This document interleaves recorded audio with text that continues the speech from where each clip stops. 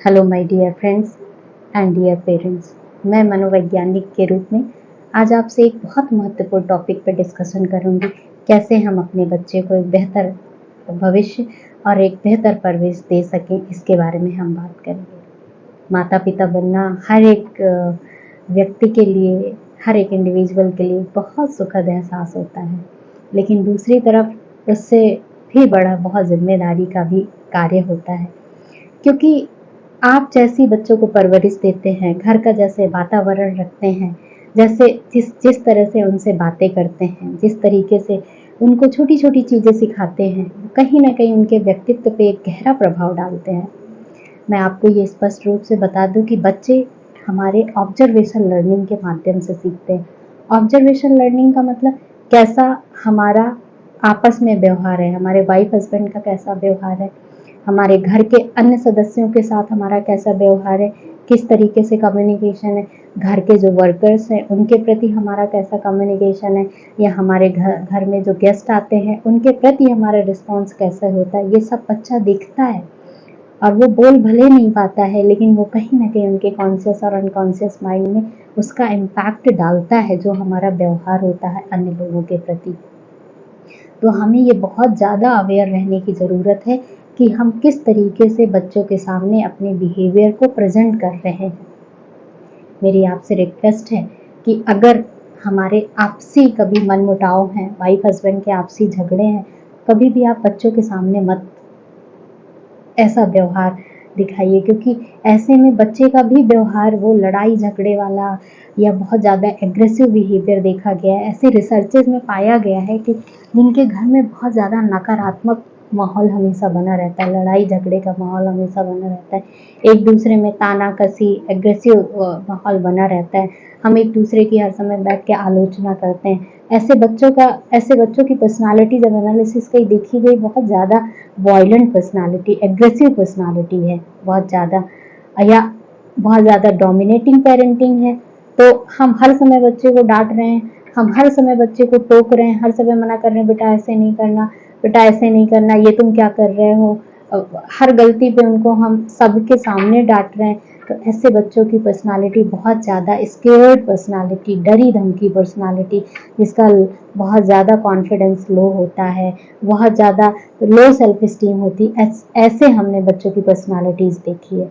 तो मेरे कहने का मतलब ये है कि बच्चों को, मैं ये भी नहीं कह रही कि उनको नहीं डांटना है, कभी भी नहीं डांटना, उनकी गलतियों पे हमें ये नहीं बताना है कि बच्चे ऐसा व्यवहार करना चाहिए, आपको इस तरीके से रिएक्ट करना चाहिए, ज़रूर बताना है, लेकिन कैसे। मान लीजिए कि बच्चे को हमने बोला कि बच्चे आपको ये पढ़ाई करनी थी, आज आपको ये टॉपिक अपना पढ़ के रखना था, हमने जो दिया है आपको लर्न करके रखना है, बच्चे ने नहीं पढ़ा, मान लीजिए उससे गलती हो गई, तो सब पूरे घर के सामने हमने इसको डांट दिया, हमने तुमको ये काम बोला था, तुमने किया नहीं, कुछ भी हम अपशब्द का यूज कर लिया, वहां पे होगा क्या, बच्चे की साइकी पे, बच्चे की मन पे, कोमल मन पे क्या इम्पैक्ट पड़ेगा।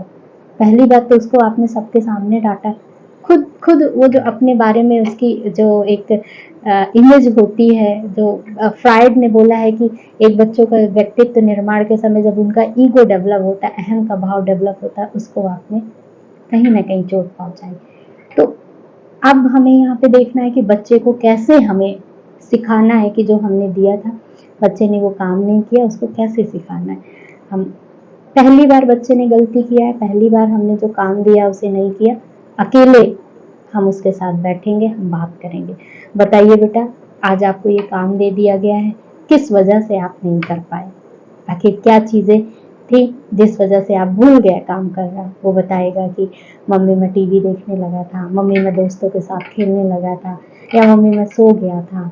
तो हमें उसे ये रियलाइज़ करवाना, बेटा ठीक है, कोई बात नहीं, आज आपसे गलती हो गई, कल आप इस टाइम पे ध्यान रखिएगा, ये टाइम आपके जो हमने दिया है काम करने का है। अगर आप घर पे हैं, उनके साथ आप बैठिए, उनके साथ आप जुड़िए, उनके साथ बैठ के आप अपना भी कुछ काम करिए जब वो पढ़ाई का काम कर रहे हैं। कई बार माता पिता दोनों वर्किंग होते हैं, नहीं रह पाते हैं उनके साथ, तो आजकल हम उनसे आके शाम को ज़रूर बात करें बच्चों से, हमने जो काम दिया, बेटा आपने ये किया, बच्चा आपने ये काम किया जो हमने दिया था, नहीं किया तो पहले हम उनसे कारण जानने की कोशिश करें, बजाय तुरंत उनको हम डांट दें। फिर हम उनको सुधारने के लिए भी मौका दें, टाइम भी दें। ठीक है बेटा, आज आपसे ये पहली बार गलती थी, कोई बात नहीं, लेकिन कल आप इस चीज़ का ध्यान रखोगे। अगर कोई समस्या हो तो आप हमसे बात करो कि समस्या क्या है, हम उसके समाधान खोजेंगे। वो कहेगा मुझे समझ नहीं आ रहा था तो मैं कैसे किससे मैं पूछूं, है ना। वो कह सकता है कि मैं सो जाता हूँ तो मैं उठ नहीं पाता हूँ, ये समस्याएं हो सकती हैं, है ना। वो कहेगा कि मेरा पढ़ने में ही नहीं मन लग रहा है, ये समस्याएं हो सकती हैं। तो आप उसका समाधान निकालिए, ना कि उसको डांटिए।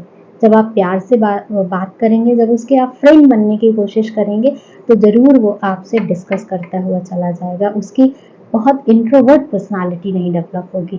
जब वो आपसे हर एक चीज़ एक्सप्रेस करना शुरू कर देगा तो उसकी एक्सट्रोवर्ट पर्सनालिटी बनेगी। वो अपनी चीज़ों को एक्सप्रेस करना सीख जाएगा, अपनी चीज़ों को रखना सीख जाएगा। घर में जैसा उसको माहौल मिलेगा, बाहर भी उसकी पर्सनालिटी वैसी ही होगी। अगर वो घर में, आप मान लीजिए आज अपनी चीज़ों को एक्सप्रेस नहीं कर पा रहा, तो कल वो स्कूल जाके वहाँ टीचर्स के सामने, अपने दोस्तों के सामने या अपने किसी प्रोग्राम में भी अपने आप को एक्सप्रेस नहीं कर पाएगा। तो मुझे पूरा विश्वास है कि आप इसका कारण समझ रहे होंगे कि क्यों ज़रूरी है एक बैलेंस पर्सनालिटी। कैसे उनके कॉन्शियस और अनकॉन्शियस मन में इफ़ेक्ट डालता है, और कैसे बच्चों की ऑब्जर्वेशन लर्निंग के माध्यम से, बच्चे घर के एनवायरनमेंट के माध्यम से, बच्चे आपस के व्यवहार के माध्यम से सीखते हैं कि कैसे उनको दूसरों से बात करना है, कैसे जो घर के अन्य लोग हैं उनसे बात करना है। छोटी छोटी हैबिट्स हम बच्चों को डलवाएं। जैसे हम बच्चों को ये आदत डलवाएं, घर के बुजुर्ग हैं तो उनको एक ग्लास पानी ज़रूर वो ऑफर करें। शाम को सोने से पहले उनको गुड नाइट बोल के सोएं। शाम को उनसे पूछ लें, दादी दादा आपको कोई ज़रूरत है, नानी नाना आपको कोई ज़रूरत तो नहीं है, अब मैं सोने जा रहा हूँ, कुछ ज़रूरत हो तो बताएं। हम बच्चों को ये सिखाएं, अपने बच्चों को, कि थोड़ा सा टाइम अपने बुजुर्गों के साथ बीतें, उनके साथ बैठें, उनसे हंसी मजाक करें, उनको चुटकुले सुनाएं, उनको कहानियाँ सुनाएं। दादी दादा भी से रिक्वेस्ट है कि वो भी बच्चों को अपने एक्सपीरियंस बताएं, फनी मोमेंट्स बताएं बच्चों को, जो इंटरेस्टिंग चीज़ें हैं आपके साथ बच्चे इन्वॉल्व हो सके, उनके साथ आप खेल सकते हैं, आप बच्चे बन के उनके साथ इन्वॉल्व हो सकते हैं। या माता पिता भी, जो माँ घर पे रहती हैं वो तो ज़्यादातर टाइम बच्चों को देती हैं, लेकिन जो वर्किंग वूमेंस हैं, भले कितना आप बाहर से काम करके आए हो, थके हो, मैं समझती हूँ कई बार हम बहुत थके होते हैं, फिर भी हम उनको टाइम दें। क्यों? क्योंकि ये बच्चों के पूरे भविष्य, आज का जो बच्चा सीख रहा है, ये लर्निंग पूरे भविष्य को, उनके पूरे लाइफ टाइम तक इम्पैक्ट डालती है, और दूसरा उनके पूरी पर्सनालिटी डेवलपमेंट में प्रभाव डालती है। क्योंकि अगर हम माता पिता बने हैं तो थोड़ा सा तो हमें पेन लेना पड़ेगा, थोड़ी तो हमें कॉन्शियस पेरेंटिंग पे अपने आप को इन्वॉल्व रखना होगा, है ना। अवेयर पेरेंटिंग पे हमें अपने आप को इन्वॉल्व रखना पड़ेगा, नहीं तो हम बहुत अच्छे, बहुत बैलेंस अपने बच्चे की पर्सनालिटी डेवलप करने में अपना रोल नहीं प्ले कर पाएंगे। तो छोटी छोटी चीज़ें, छोटी छोटी टिप्स उनके बिहेवियर में बहुत बड़ा चेंज ला देता है। हमारा प्यार से बात करना, बच्चा सीख रहा है कि हमारे घर के लोग आपस में बहुत प्यार से बात करते हैं, उनको कोई भी परेशानी आती है तो बहुत प्यार से उसका समाधान निकालने की कोशिश करते हैं। अगर किसी की कमियां हैं तो बच्चा ये देख रहा है, उसे अकेले में बताया जाता है, ना कि सबके सामने बताया जाता है। तो बच्चा ये सीख रहा है कि किस तरीके से हमें समस्याओं का समाधान करना है, किस तरीके से किसी की कमियां बतानी है, किस तरीके से बच्चे को ये भी सिखाए, अगर कोई घर में अच्छा कर रहा है तो सबके सामने उसकी बड़ाई भी की जाए, तो बच्चा ये भी सीखे कि मुझे लोगों को अप्रिसिएट भी करना है, ताकि लोगों से मेरा बेहतर कम्युनिकेशन हो सके। तो धीरे धीरे आगे हम वीडियोज में और चीज़ें हम सीखेंगे कि कैसे हम अपने बच्चों के साथ अपना बिहेवियर रखें, उनमें कैसे हम डिसिप्लिन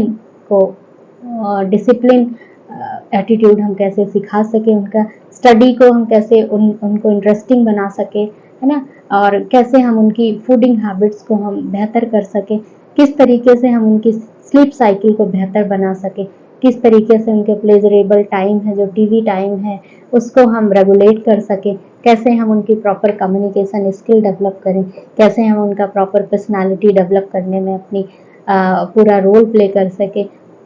हम छोटी-छोटी वीडियोज़ के माध्यम से ये सीखने की कोशिश करेंगे कि क्या पेरेंटिंग स्टाइल होना चाहिए। आप मेरे साथ ऐसे ही जुड़े रहें और जो भी आपके सुझाव हों और मुझे क्या ऐड करना चाहिए, क्या और बेहतर डालने की ज़रूरत है, आप कमेंट सेक्शन में ज़रूर मुझे बताएँ, ताकि मैं अपनी वीडियो को आपके लिए और बेहतर बना सकूँ। ऐसे ही मैं आपके साथ जुड़ी रहूँ, ऐसे ही मैं आपके साथ वीडियोज़ को बनाती रहूँ। प्लीज़ इसके लिए मेरा वीडियो ज़रूर लाइक करिएगा, ताकि मुझे भी मोटिवेशन आपसे मिलता रहे आगे और वीडियो बनाने का। मेरे नेक्स्ट वीडियो का नोटिफिकेशन आपको मिल जाए, इसके लिए मेरा आप चैनल सब्सक्राइब कर लें। नेक्स्ट वीडियो मैं बहुत जल्दी ही अपलोड कर दूंगी। Thank you. तब तक आज जो हमने डिस्कस किया है कि हमारे बच्चों की पर्सनालिटी कैसे हमारे द्वारा इफेक्टेड होती है, इस पे आप ज़रूर सोचें। और आज से आप, अभी तक नहीं किया तो आज से आप एक कॉन्शियस पेरेंटिंग की ओर आगे बढ़ें, ये मेरी आपसे रिक्वेस्ट है। और एक अच्छे माता पिता बने, इसके लिए बेस्ट विशेस भी हैं आपको मेरी तरफ से। Thank you. नेक्स्ट वीडियो में मैं बहुत जल्दी ही आपसे मिलती हूँ। Thank you.